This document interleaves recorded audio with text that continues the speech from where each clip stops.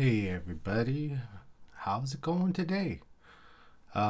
Just gonna kick around here for a minute while I make sure and get some confirmation that the audio and stuff is okay.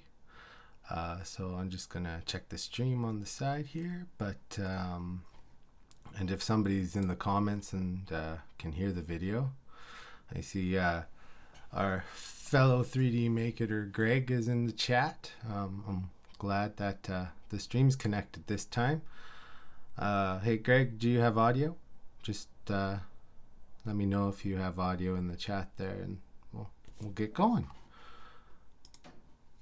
So yeah, hope everybody's doing good in isolation and staying safe out there and keeping it real digitally with all your friends. Oh, good, we have audio. So I have a few planned things for this stream. So one of them is going to be talking a little bit about Cura and some hidden settings that you might not know exist for support settings. So that should be pretty exciting. We'll learn a little bit. The other, just going to do a quick announcement, and that's going to take 30 seconds. So before we get into that, my name's David. Welcome to 3Dmakeit. Thanks for showing up if you can. My other 3Dmaker, Greg, is in the chat right now. He's on the injured list, so hopefully he feels better, and hopefully he gets to moving pretty soon. So, but if you have questions, Greg is monitoring chat, so he will definitely answer questions or relay them to me, which is just fine. So the announcement portion of the day would be that we are going to be starting, and this is kind of the kickoff, is a slicer series. Lots of you have been asking questions about slicers, how they work, can you do post-processing scripts? So we're here to tell you, yes, we're going to be going through slicers. So the ones that we're going to be going through in no particular order are Cura, Prusa, Slicer 2.2 as it is right now, but there might be updates along the way, and we'll cover those. And then the other one would be Simplify 3D. I know a lot of us still use Simplify, but there's some questions around a few functions in it, so we will take care of that in the session. So we'll have a couple of streams where it's going to be a comparison between the slicers. How do you do post-processing scripts for color change, for example, in like Cura, Prusa, and Simplify 3D. I know some of that stuff can get a little complicated along the way, but we're going to be talking about that.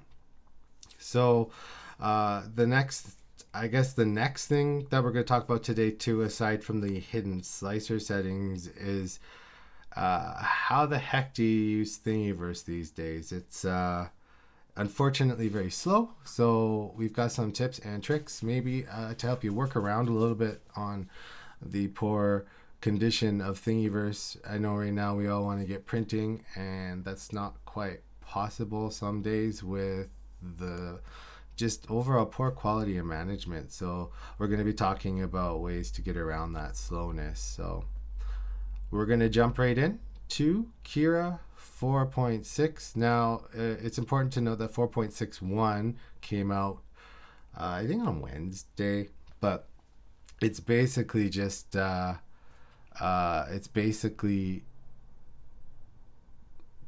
to be sub build. So there's no real updates.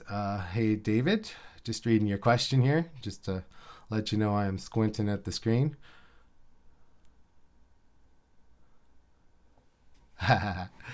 So yeah, VS Code, that's a big one, and we're really happy to talk about VS Code and firmware on the channel too. I know that the original video we put out with VS Code was coupled with almost the original release of Marlin 2.0. But yeah, I mean, if you have questions about that stuff, we can try to point you in the right direction too. So I'm going to jump into Cura 4.6.0, but like I said, 4.61 came out. So today I want to talk a little bit about how support functions work in Cura. I'm gonna actually get rid of the little picture I have underneath there because I want us to see all the other loveliness. There we go. So now we can see all the buttons in Cura. So my face isn't on the screen for once, which is awesome. So Cura, you can see here that I've loaded a model, and it is Iron Man. This is a full Iron Man. I got it from Thingiverse. So let me just pop up the Thingiverse window here. Or sorry, My Mini Factory. I'm saying Thingiverse, but this is the model that I pulled. The first thing I noticed is the detail on the model in the picture here. My Mini Factory is famous for, if it's posted, it will print. Now, this model has a few different components, so just really quickly talk about model. The model actually comes in pieces. So today we're going to be using the full model.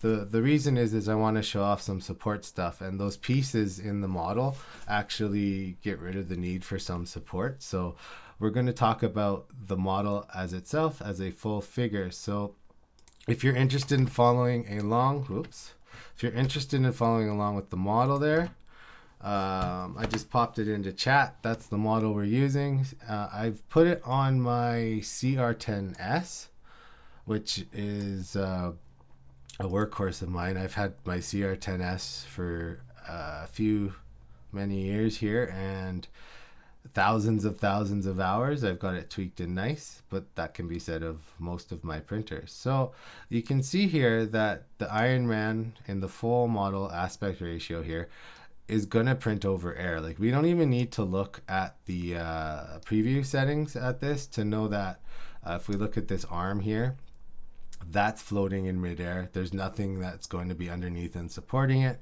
The undercarriage here, that's going to be in midair. Again, that's going to be stuff that you actually need to support. So obviously when you have overhangs or stuff that prints over thin air, and the overhangs have to be greater than the angle your printer can accomplish. So like if you're running stock CR10S and stock SX4, pretty like even the legends, the stock legends, once you've actually got them fixed and running, all of these rules apply. Predators, that kind of stuff, deltas. So we can take all the same knowledge. So overhangs, usually I set at 50 on my stuff because I know that I can achieve that quite well. I'll show you some tests that you can run to figure out where your sweet spot is in a minute here. But so there's a few different kind of support varieties in Cura. So I think the one that lots of us are actually used to is this support. So if you're in your Cura settings here and you go into support, that's the one that we're all pretty used to. And it's not really a surprise. I'm just going to untick this for a second.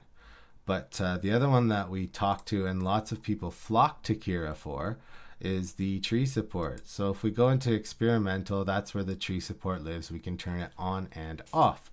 Now, if you don't see any of these settings, the first thing that we recommend, and we always do, is we're going to grab the settings gear. So just one more time, it doesn't matter which tab you're on, they all have little settings gears in here. And you're going to pick check all. Now this is going to turn on every single menu item. So you can see they all have check boxes going all the way up and all the way down. What that does is it releases all the settings. Now this is going to be handy because there's going to be some things hidden in the background that we don't quite know about. And this makes sure that they're all visible to us. So once you hit check all, you can just hit close and then all your settings come up. So experimental tree support, another reason people flock to Cura. It's probably the biggest reason people don't switch from Cura to straight using a Prusa slicer, for example, or like Idea-Maker or Pathio or one of the other myriad of slicers out there. So now that we have our experimental shown, if we tick tree support, that would obviously turn tree support. We'll explain tree support in a second if you don't know what it is. But if I turn that on, you can see that all the little sub menus come up for tree support. Most of the time it's okay to leave these default. but there is some gotchas. And the first one that I'll just talk about quick is this tree support collision resolution. So the collision resolution is basically how far the trees join from the model so that you're not going to smash into the model. Now, 0.2 millimeters, if you're doing the math, so you gotta take into account your wall width. And wall width is a calculation of your nozzle. So if you're running a 0.4 nozzle, your wall width is actually going to be just slightly higher than 0.4. It's kind of the toothpaste tube effect. If you think about the way toothpaste comes out of the tube and then it kind of squishes a little bit down on the toothbrush, everything moves out from that toothpaste extrusion, if you will, and so we get a little bit wider line than we started with. So if you're running the numbers, 0.2 collision resolution is probably not going to do it for a 0.4 millimeter nozzle. So when you go in here, I like to change this to the 0.4 at least. So I'll just do that right now. Maybe if I can type. Sorry, folk. So now I have it at 0.4. I might go as bold as going 0.44, and then you're for sure going to miss the sides of your model. So this is where the hidden support features come in that we want to talk about. So when we hit slice, it's going to generate our tree. Now this might take a second or a minute or a few minutes based on the size of your model. But what it's doing is it's generating all the support and your regular slice of the model. So right now, this is probably where a lot of us have got to. If you don't know about tree support basically makes little tree branches around the model so that you're not touching the floor of the model in areas with regular support. So example would be on this guy. If I were to use regular support, it would probably want to put a support lattice between the top of the arm and the body here. What that does is increase scarring on the model, which means more post-processing for you, which sometimes isn't a bad thing. Sometimes you do want that extra support for sure, but tree support exists so that we can avoid double scarring the model and actually making it easier for us to remove. I've had prints similar to this Iron Man print where I've used tree support and gone to remove it from the build plate, and the model itself actually breaks free from the tree support when you're removing it from the build plate. So tree support is awesome. And while that's slicing, I'm just going to go back up and start talking a bit about the hidden features, the gotchas in Cura. So when you're using tree support, lots of people say, well, the support menu enables, but you can see it's not generating support and none of these settings count. Well, that's not true. So tree support, when you enable it, there's a reason why the support menu comes on. Tree support is overwriting the general support rules, so you're not going to be using the support that touches the build plate directly from all points of the model or where the model is covered in support material, because it's touching the model itself. And I'll show you an example of that. But you can see here the slicing process of tree supports versus regular supports. And I haven't done regular, but the tree support slice goes rather snail-like. So we'll just talk really quick about what we can actually change in here. So when we talk general support, this setting is overridden by the support placement, gets overridden in tree support, because tree support is where your support placement lies. But for example, if you wanted to put a brim on your support, because sometimes that support contract to the base is so minimal that the support will pop off the build plate and you'll end up with a spaghetti mess, to put it nicely, around the model because your support has broken off free from the build plate while you're printing. Now, in support settings in general, you can for sure use a brim. Now, the cool part though is the enable support brim and the enable support Z distance. All of this transfers to tree supports. So even though we're not using the regular support menu, we can override settings in the tree support. So we can actually use a brim, we can set the Z distance, and you can see here the mine set to 0.22, which actually calculates it up a bit. based off of the layer height. So I use a farther value than the default. So the default value is based on your layer height of your print. So if you're printing at a 0.2 millimeter quality, it's going to throw 0.2 millimeters of Z distance, which means it's pretty well going to fuse to the model most times. And sometimes it breaks free without scarring, and sometimes it doesn't. But we can override both those settings in normal support menu that affect the tree support. So lots of these settings, and not that you would use some of them, like the interface and the roof and the floor, yeah, it can, but you don't necessarily need to use it with tree support because it will negate the features of the branch holding the model. So I'm going to show you the preview of the model here before I change any of these settings. But right now, the only thing we've really changed is the tree support collision resolution. Everything else here is default. And again, we just changed that to a multiplier over nozzle size. If I hit preview, it should process and bring up my layers. So we can see just off the bat, it's a day print for our Iron Man as one piece. But you can see here, this is the beauty of tree support. It wraps the model, it hugs it, it goes around parts, and it's not actually fusing to the model in theory. Now I say in theory because it could. So it's very important when you're using tree supports to zoom in a bit on your model, get in on a layer that you find might be troublesome, but you can see here that lots of this support material, so everything in the teal blue is support material. So teal blue is helpers. So you can come to the line type in your preview, and then you can actually, if you wanted to change for some reason to see layer thickness, if you were doing adaptive layer and you wanted to make sure the top of a circle was going to actually perform the way you think it is, you can change this. I like to leave mine on line type. So if I just unticked helpers, you can see this is the model. This is how the model looks like when it's sliced without support, and then if I tick it, that's what the tree support does. And you can see the little branches literally rising up and grabbing the model. So you can see right on this face here especially, the little branches come right up into the nooks and crannies, even underneath the eyelids, but we're not having to use support that will cross over and touch the eyelids.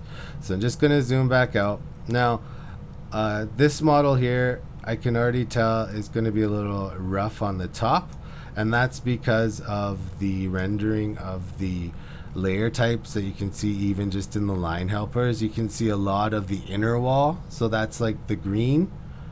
So if you see all that green, that's inner wall showing, which means we lose resolution basically on this model because the curvature doesn't actually match the layer type.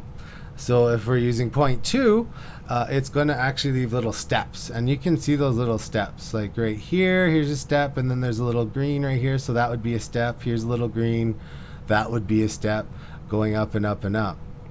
And you can see like the little trees hanging off the model, which will be perfect. And the generation is actually quite complex. That's why it takes a while. So I'm just going to drag down our preview tab here, sorry. And you can see as it builds up, none of that infill.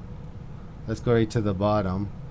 So you can see that as it starts on the build plate. Now this one is starting a bit on the base of our model just because of the size of that round base, which is going to be fun to take off, but hey, it will work. If I just go overhead view really quickly, and I'm going to scroll in and look at the leg up here. Whoop, whoop, whoop, whoop, whoop, whoop, whoop. So we can see here that nothing is touching the model. We're not actually colliding with the model in any sense. So all these little blue things are on the outside of our model, and as we go up and up, you can see that they just slowly build, and nothing should cross the model. Now I'm just going to take a quick peek, and this is where not experience, but the more you do it, the more you understand how it works. If your resolution collision is set too small, these lines can actually intersect the model, and you will see crossing over, and it will go through the model. that's probably why this tree support is still in the experimental settings. It's not quite perfected, but it does work very well. So that's tree support in a nutshell. Now, overriding tree support settings. If we wanted to make sure that our tree support had the best chance to succeed adhering to the build plate, well, we might want to use a brim on the tree support itself. Because you can see here, it's going to print a lattice, but it's actually, so in this corner here, sorry, the lattice it prints is not filled in, which means we still have crisscrossing. I just see a question from Steven the Lightspeed. Well, not question, more of a comment. Man, you guys got to go Prusa Slicer. Steven, we have. The only time I come back to Cura is for tree supports now. So, and we'll talk about Prusa Slicer in the upcoming Slicer series we do. We actually have a few Prusa versus Cura videos too on the channel already. So if we look at the lattice for the tree support, which is the one feature Prusa doesn't have yet, we might see some falling off of the build plate because it's such a small lattice on the build plate. And this comes to the hidden features part. It's fairly simple. If we pop back in here and we go to our regular support menu, so we have tree support enabled, but we want to come to our regular support menu, and then we can actually enable the support brim. So we'll just go through and find support brim. It's hidden somewhere in here. There we go, right here. So the support brim is one of those features that you can override.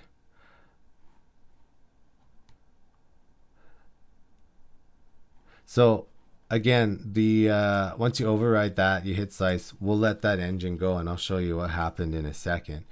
I want to outline some of the differences between tree support again and regular support. The supports are there for the tree supports to avoid scarring the model twice basically and provide more adequate support. It does not, however, mean you're using less support. In some cases, you actually use more to print with tree support. So we'll just let that finish slicing. While that's loading for my friend Steven. Here is our Prusa Slicer edition. We're all set up. We've been using this since the get-go. When it came out, I love Prusa Slicer. It is one of the best, quickest, most resource non-intense slicers on the planet. Cura, when you open it up, it could take anywhere between 10 seconds and 5 minutes. You just don't really know how long it's going to take. So I'm going to use Prusa Slicer just to to compare. I'm not going to say big words because my mouth isn't working right now. So we're just going to compare in Prusa Slicer so I can show you the regular support lattice that would happen on Iron Man. So Iron Man is just one of those things. Now Prusa Slicer, Cura, both have. Cura was late to the race, but Prusa Slicer basically made this feature. You can use the little box with the arrow. We've talked about it before. You can hit F, but that box with the arrow lets you just snap the model to the build plate really quick, which is awesome. So for this model, I'm just going to go support everywhere because we know that we're going to have places that we need to support. And then this will give us a really good comparison. And I talked about before how in Cura, the model actually looked a little broken, and that's because the model is broken. So the built-in engine in Prusa Slicer with NetFab actually detected errors and wants to auto repair it, but to compare apples to apples, we're going to leave it. But what NetFab does is it tells you, well, we have, my mouse is very sensitive. Yeah. I'm going to hold it. We have 6 backwards edges and 12 inverted facets, so that are reversed facets. So that's triangles that are backwards in the STL. So this stuff usually happens when you're bouncing out of your modeling program, whatever program that happens to be. So the support settings. If I hit slice, I'm just going to grab the slice quick. I've changed it to support everywhere in Prusa Slicer. Which is what we're going to have to do. We talked about Iron Man's arm there. So that's just one thing we're going to have to do in Prusa Slicer just to get that support right. Let's just bounce back to Cura, see how the slicing's going. So we can see here that the tree support generation is about half. And that's just because the computational math takes longer for it to build. So we can see here that Prusa Slicer is already caught up.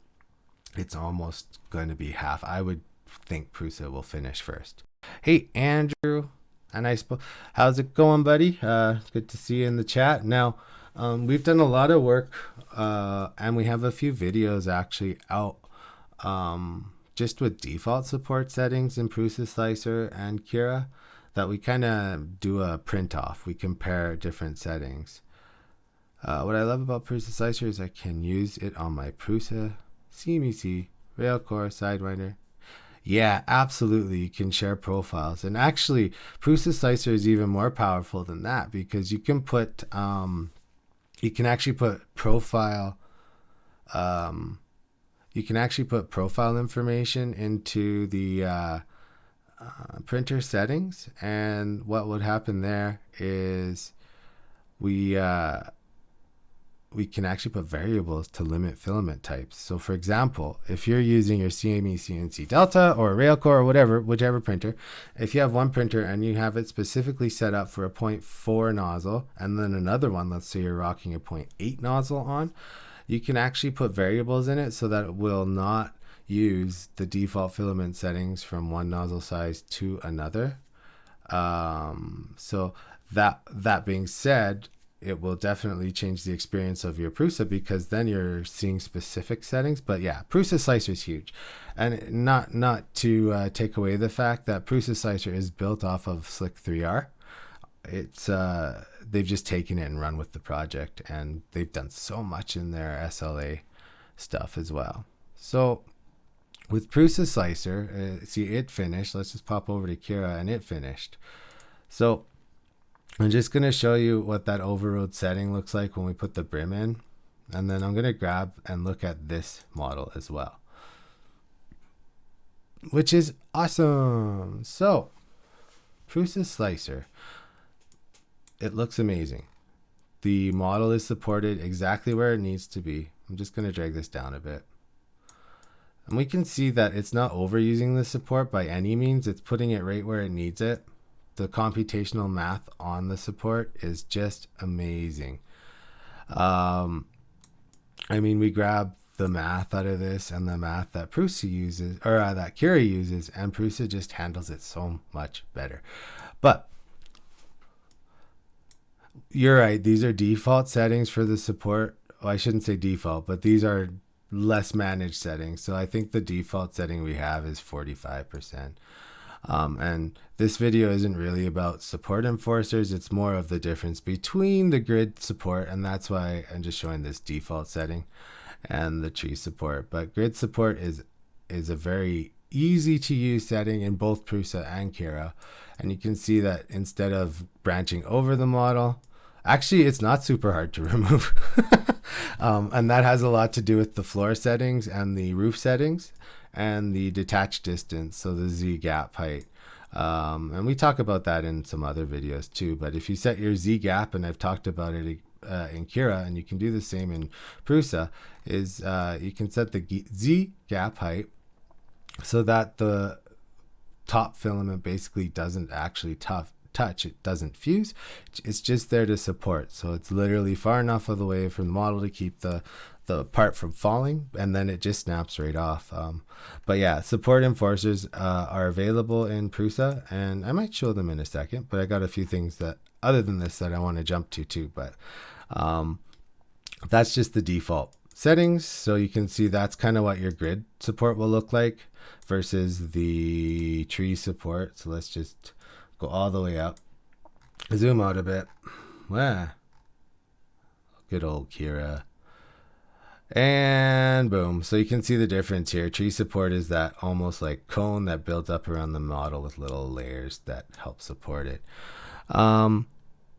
So when you're thinking about just base support settings, that's kind of the difference. The override setting in Cura, so the hidden part that we used was the brim this time.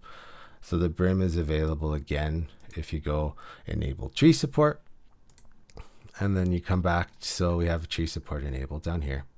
Then you come back up to your regular support menu, and then you can use all of these to override. And the one that we used this time was the brim. And so we'll just take a peek, and you can see that yes, it did add that extra brim, and it wasn't in the experimental menu that Cura had. So that's just a brief rundown. That's kind of the point we want to get across, is that that support menu is still very, very usable in Cura when you have the experimental menu on. The other support type that we can leverage is conical. And I don't know if you guys have seen conical support or not. There's some really neat things down in the experimental section that just aren't turned on by default. But conic support lets you support cones. Basically, if you're doing a helmet, that's what you want to do. So if you look for conical in your settings, and we've turned it all on here, but you can see here that conical support is a computational component that makes it smaller. And it makes it smaller at the bottom to support the overhang, and it becomes easier to remove. So if you're printing masks or things with curvatures on the insides too, this is a great method to actually grab those supports. So that's where that would be. And we're not going to talk too much about conic support today, but again, we have a whole host of videos coming out on Prusa and Cura and Simplified. So those are the three that we're going to focus. And then I'm going to do a mashup of the ones that I just love to play with: 3Dmaker and Path.io, Kiss Slicer, the Gambit. So anyhow, that's our Iron Man. That's the rundown of the Cura hidden settings. So don't be afraid to use the regular support settings. We're just going to do an out of curiosity look. So tree supports in Prusa, or in Cura, say about a day and 10 hours to print. The actual model time in Prusa is a day and 3 hours. So you can see that even then the tree support takes a little longer to print. And we can't really compare the filament used in both because the profiles are a bit different for wall length. Can I show tree support again? Sure. What do you want to see? Let me know what features you want to see a tree support. Or do you just want to see the preview of the tree support? Just let me know. So tree support in Cura is going to use about 264 grams of filament. And I'm just going to go to my quality here. So yeah, we're using 0.2 in Cura. The shell count should be 2 by default. Now, and that's one of the biggest differences is when I go into my Prusa Slicer edition, if I go into my filament settings, can you show? I didn't see what it looked like. Oh yeah, for sure. Yeah, sorry man. So here's kind of like the tree support in Cura.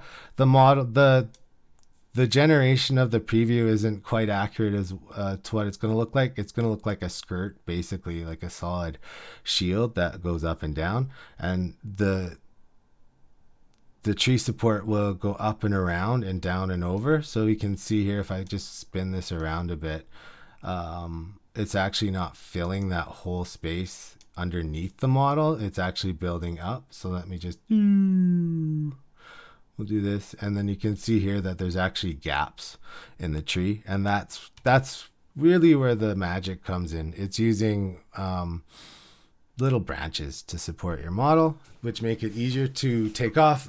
Just like we were talking about before, I know that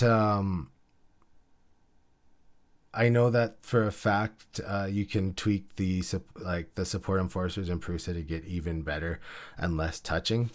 Can you do tree supports with minimal chunk numbers? You can. So let's just pop in. Go down here. And so the tree support. So we have a tree support with our branch. The ones that you really end up tweaking in tree support are these three here. So the branch distance is basically the same thing as the support percentage when you're looking in the regular support menu, and that's just how far. I like 1, but you can increase that if you want. It would just place branches farther apart. So let's change that to 3. The diameter at 2 is a fairly good number, but you could come down to 1 if you were feeling brave. So that's the thinnest size of the trunk that's going to touch the model. So when you're looking at going up, 1 millimeter starts to get a little small, but you could use it. The angle, this one here is an interesting one. So when we set it at 5, we actually get that thick infill. I'm going to set it up at 10 just so y'all can see. So we've just changed basically the branch distance and the diameter. And let's slice and see what we can do. Boom. So that'll take a second again. So just back to Prusa slicer while that is slicing. The biggest reason this one is using more filament actually is because I have it set to use more walls. So this one has 3 perimeters, which is the same thing as wall or shell count if you're keeping score. So that's basically why this model takes a little more filament. But the interesting part is that even though I'm using 3 shells, which is more filament, you can see that the print time is a lot less in Prusa. And if you're a Cura user, you know for a fact that the estimate down here is usually plus about 10% of the time. You can tweak it down to get it a little bit more accurate, but generally speaking, that's what we're left with.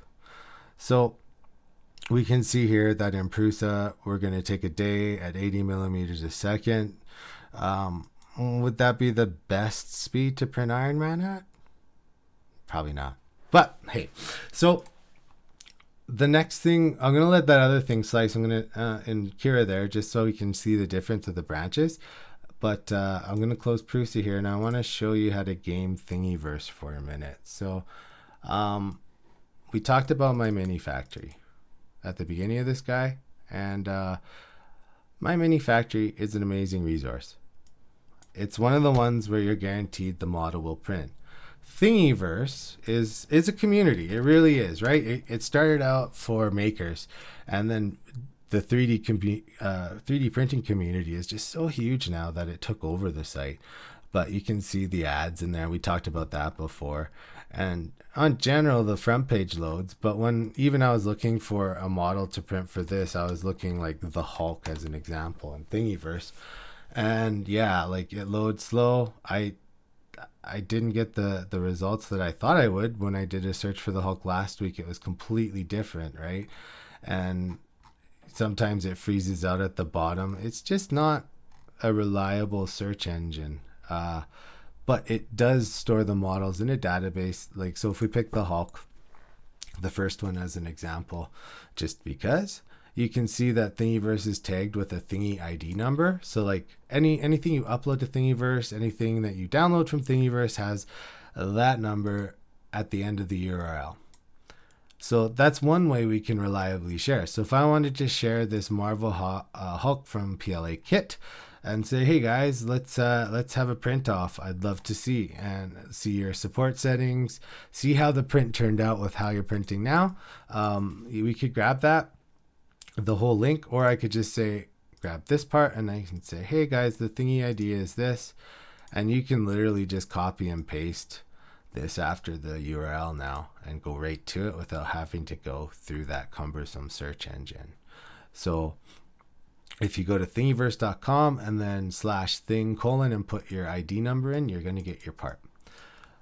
But Thingiverse is annoying, which comes to Yagi. And Yagi has been around for eons. Eons and eons. Yagi, if you don't know, Yagi is basically a general search engine for all the printer sites. So it will search cults, it's CG Trader, Thingiverse, My Mini Factory, and many, many more that I don't know of. There are a few out there. So if we look for the Hulk on, let's spell stuff right, shall we? If we look for the Hulk on Yagi, we can see here now that it pops up and there's ads. Sorry. But there's ads on Thingiverse now. So, you know. But if you hover over the item, so you can see that this Hulk never showed up on Thingiverse, but it's here. And I know this one is broken and this happens. I'll show you. I'm just going to open it in a new tab to show you what happens. So if the thing is gone, you get this 404 not found page. So somebody's removed that Hulk, and it's probably because of copyright. Because if you look right beside it, there's one on Cults 3D, and I'm sure somebody else made the same model and was complaining because somebody had reposted. But hey, it happens. I searched for a print with its name, and Thingiverse did not find it, but found the exact part by searching for something else. It's so true. Right now, Thingiverse is just broken. Their search doesn't work. And you can use the Google search for Thingiverse if you want. So Thingiverse. Oops, let's not go to Thingiverse. Nope. Thingiverse. I can tech, guys. I do this all the time.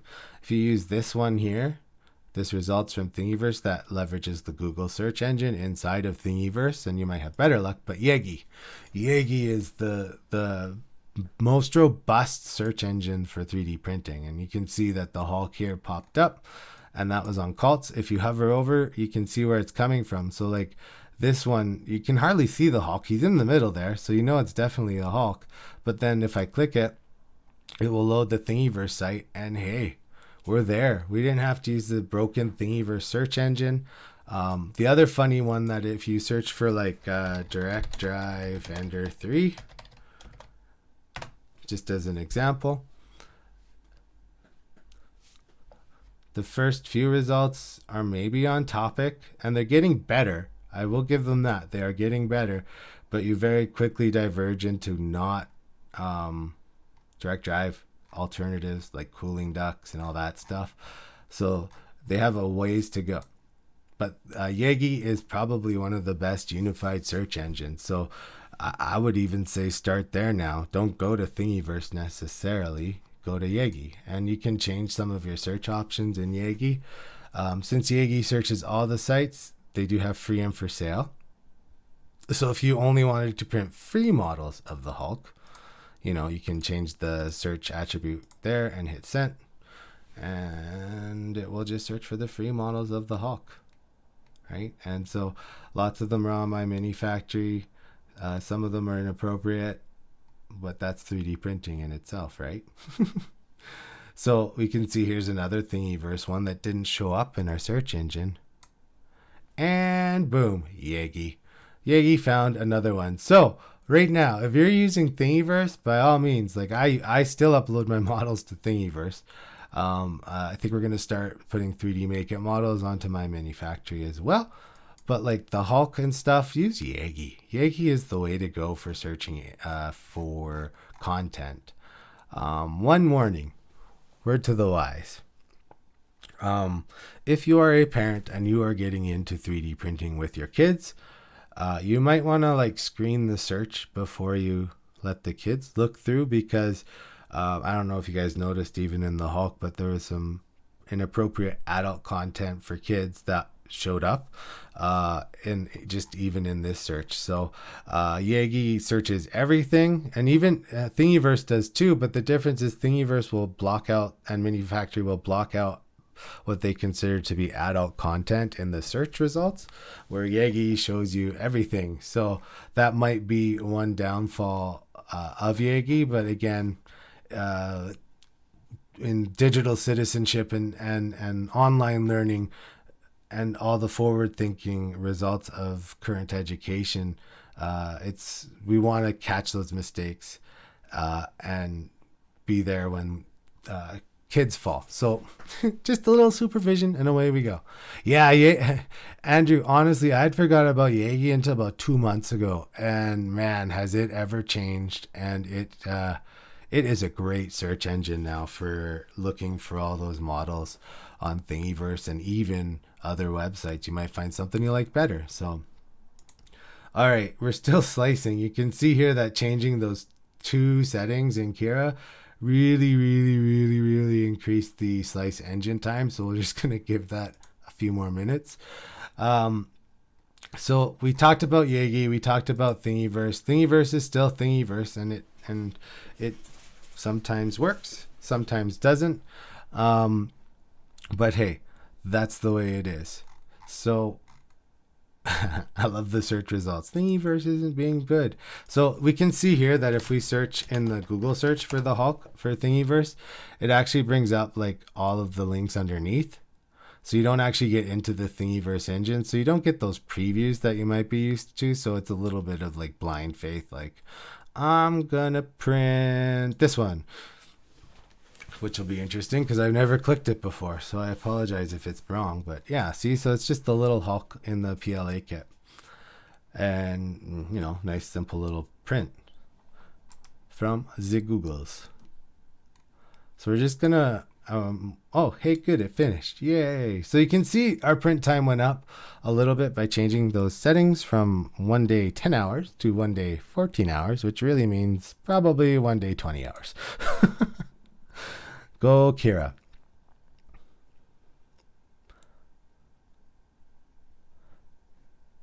And I'm just gonna slide to get our preview back. So you can see here that some things have actually changed. It looks very, very similar to what it was before, but it's actually moved the branches on the eyes outward more, and the distance and the angle, the distance from, if you remember before, the distance of the brim was actually about half. So we actually have a much wider base by changing that to 10 and the other resolution to 5. So let's just go back there. So we, 3. We changed the branch distance to 3, which means the branches are more spread out, like on the ice, like we mentioned, and the branch diameter angle changes actually the base and the strength of the structure. So those are all settings that are good to change. But like I said, look at your tree support collision resolution. Make sure it's probably 10% of your nozzle size, or sorry, your nozzle size plus 10%. So it should be the line width of your nozzle. We'll just hit preview here one more time. So the fun thing is you can do this as well. And it should re-render just my helpers if I'm not mistaken. Yeah, there it is. So this is kind of like a ghostly image, and you can see, do you guys, here, hold on, just let me get the right angle.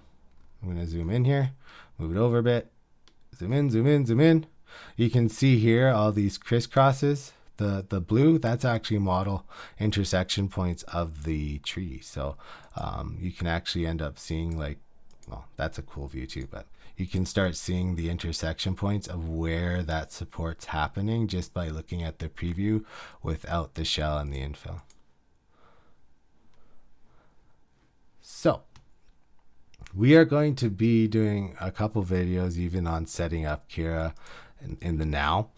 Lots have changed for people from even 4.0 to 4.6. Profiles don't move quite as nicely as they should. And that's just something that we're going to be doing more videos on in the future in our 3D slicer series. So we are going like Steven, the Lightspeed was mentioning too in Prusa, when we talk supports, and in Prusa and Cura, there's support blockers and support enhancers that can actually cut down and maximize your printing time as well. And there's also something called sacrificial bridging, which is an amazing thing, which lets you start support about halfway up your model. So it's a cool feature, and we are going to be talking slicers in the near future for a little bit of a series. So yeah, when I first got a 3D printer, sliced a model that took about 5 minutes. When it finished, my daughter ran upstairs to the printer thinking it had printed. She was so disappointed it took 1.5 days. Yeah, I don't know about you guys, but there is a reason why. So let's just take a quick poll. There's 12 people, it says, in the watching, and maybe some of them are friends and family that don't, but of the people here, how many printers do we own? So personally, in this room right now, I've got 4. So I own 4 3D printers, and that's partially because of that 1.5 day printing thing. If you want to print lots of parts, you gotta be patient for the next one to finish, or print it on 4 different printers and it takes you like 4 hours. So how many printers do we all own? So Andrew and David says we have 2. What 2 do you own, David? Just out of curiosity. I have, so myself, I've got, well, you guys seen them all probably if you haven't watched the stream, but I have the CR10S that's 20,000 plus hours in now. I've got an Ender 3, I've got a Predator, and I've got the Core XY, the SX4, which I love. Andrew has 3. How many, or what printers do you rock, Andrew? Just curious there. And I know Steven was saying that he had, I don't know if Steven's still in or if he popped out, but he said he had some CNC, CNC, a rail core, a Sidewinder. So it looks like he has about 4 printers, including a Prusa. So David says Elegoo Mars and Ender 3. So, hey, here's a question for you, David. Do you use your Elegoo Mars inside, outside? Do you have a special room? What are you doing with that? CR10. I'm here. Oh, hey, Steven, you're still here. Yeah, so we can see that like most of us are multi-printer users, and then that's not uncommon. I know Greg has a bunch at his house too. I mean, if you count the one I just built, that's not really mine. I have 5 right now too. So yeah, we all have little print farms. And so the goal of our printer slicer series is really going to be to show how to use a slicer for all the printers that, you know, we might actually own and that we need to tweak.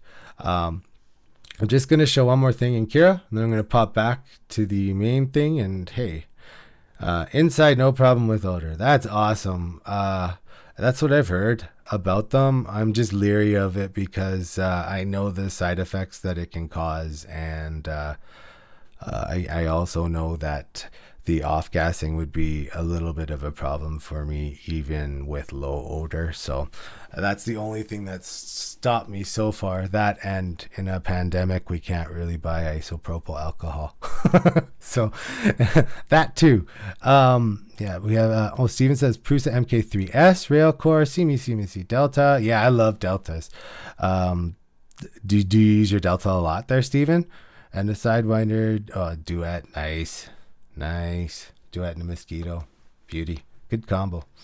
I do want to show one other thing in Cura, and this is true for Cura and Prusa Slicer. And Prusa Slicer has it in a menu called Filament Settings.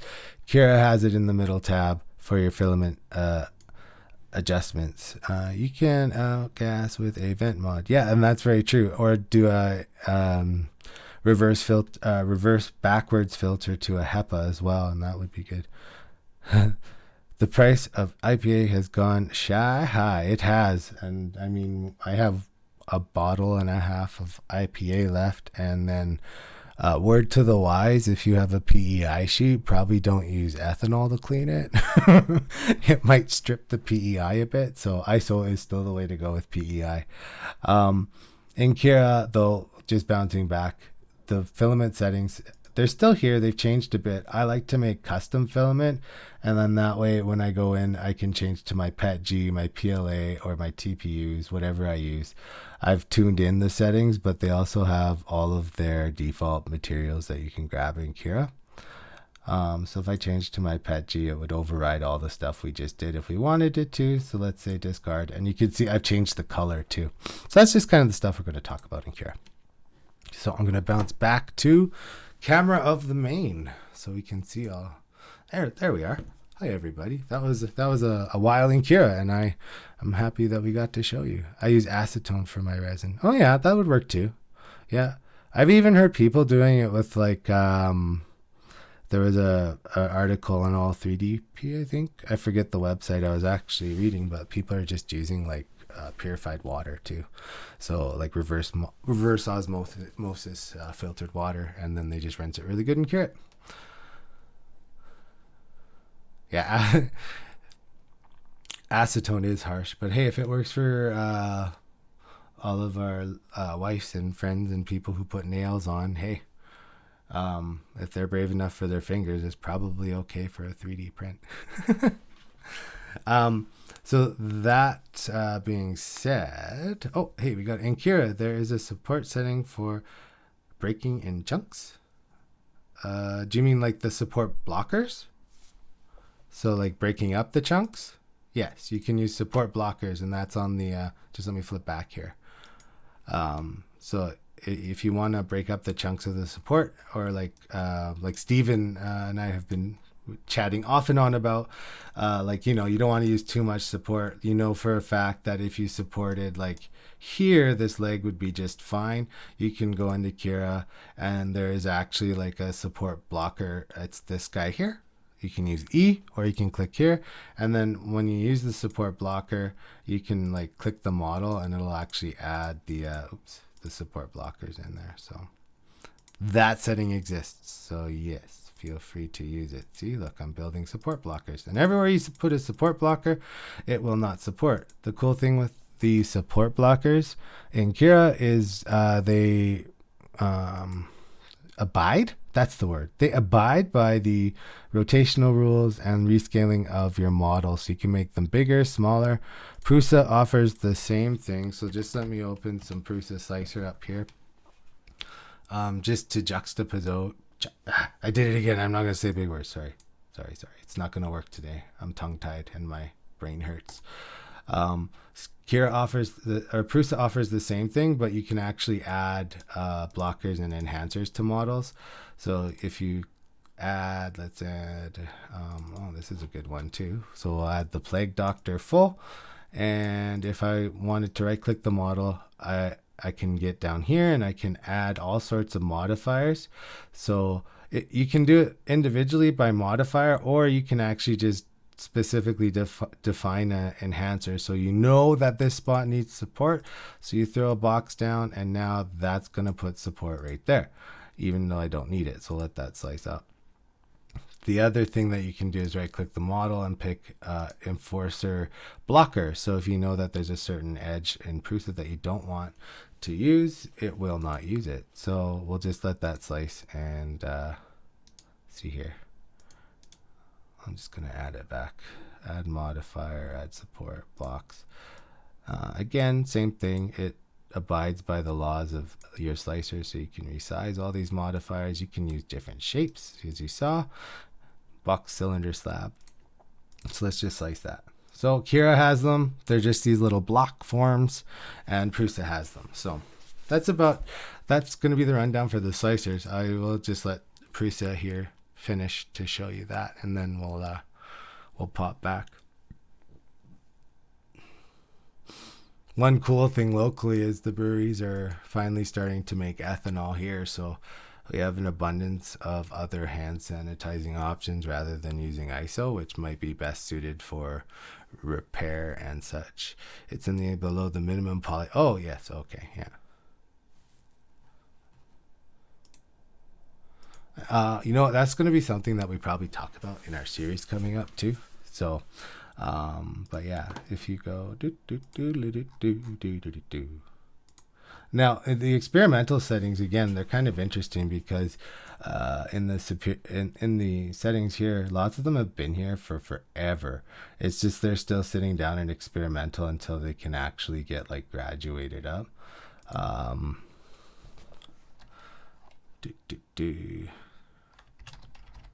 Now the break, why don't I have it? Am I missing it? Why don't I have it? Break up chunks. That's enabled. Maybe I have to actually have generated support.